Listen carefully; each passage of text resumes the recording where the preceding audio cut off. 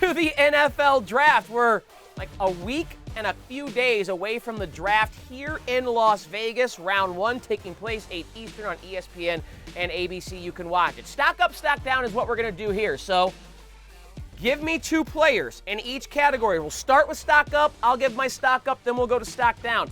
Your stock up player or prop, just something that has you thinking it's going to happen and be good for you in the NFL draft. Get it started here, Erin. I'm looking at Kayvon Thibodeau, and I'm going under 5.5 draft position, so that's my stock up there.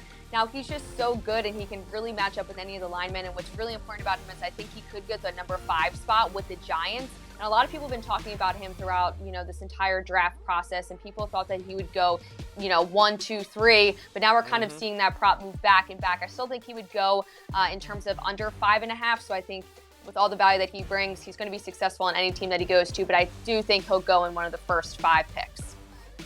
Now we're on the same page. That's what I'm talking about. I agree with you. I think Thibodeau's stock should be up. I think a smart play is his prop under 5.5. He has met with 4 of the 5 teams that own the first 5 picks. The only one he hasn't met with is Jacksonville, but I think he is the best defensive end prospect, better than Hutchinson. So even if Hutchinson goes first, I would take Thibodeau 2, 3, 4, or 5 and be happy with it. I love what you're doing there. I'm going to go to Georgia wide receiver George Pickens to be drafted in the first round. So he just has to be one of the top 32 picks. If he is, you can get that price at plus 150. Now, he only played in 4 games last season because of a knee injury. But if you go back to his freshman campaign at Georgia, this dude was an absolute stud. And he has the prototypical size, speed, and of course competition, playing for a national championship each and every day in practice, and SEC competition each and every Saturday throughout his career, to showcase or to kind of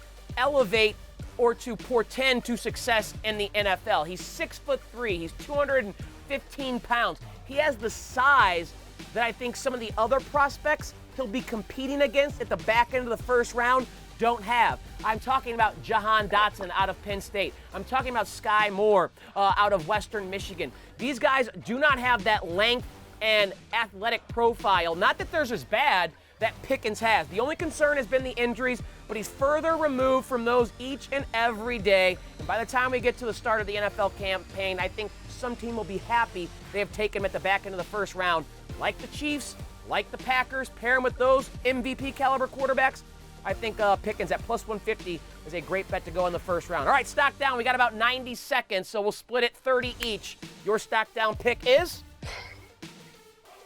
Chris Olave to go over 17.5 draft positions. Now, he's a wide receiver out of Ohio State, and he has an even better wide receiver coming out of Ohio State in Garrett Wilson. So I do think that his role was pretty simplified, considering they were both playing on the same offensive line. So I do think he will do really great in this draft, and I think he could go in the first round, no doubt, but I do think he'll go over 17.5 draft positions.